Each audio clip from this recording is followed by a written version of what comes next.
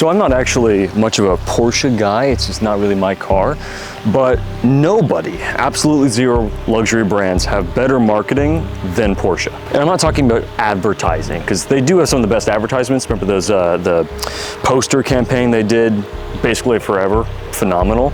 But no, I'm talking about brand awareness, I'm talking about brand respect here, marketing, not advertising. So I can illustrate this with a personal story that's kind of rough. So when I was 17, I started a documentary, and when me and my co-producer were putting together our team for that, we got a guy who was a photographer somewhere in Europe, I think Spain maybe, I'm not sure, and he had done a lot of work with Porsche.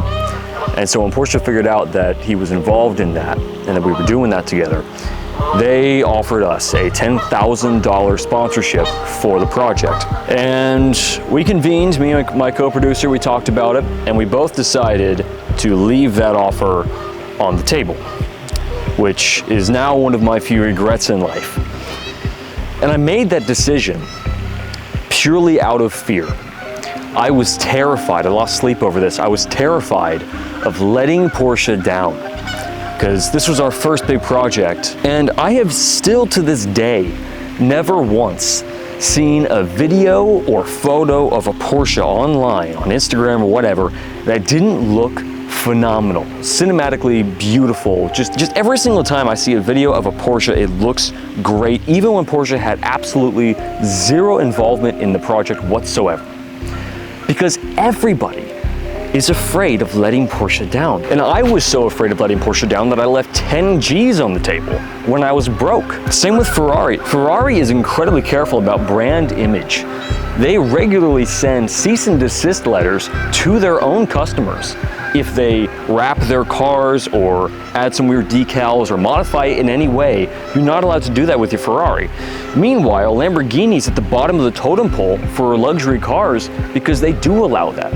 And now Lamborghini has this reputation of being the crypto car. Same is becoming true with Rolex versus, you know, Jacob & Co., right? Rolex is now getting this kind of blinged up rapper reputation now. The best luxury brands have positioned themselves in such a way that it feels like a sin to not do them justice, where it feels like a sin, like a crime, to not live up to the image that their brand has established. And this is exactly why they're able to kind of have this self-fulfilling prophecy, this feedback loop, where you get higher paying customers and you can charge more for your product. It increases the status of the Porsche so that the first guy who bought the Porsche and it's sitting in his garage, that car is now even more, has even higher perceived value because the cost keeps going up.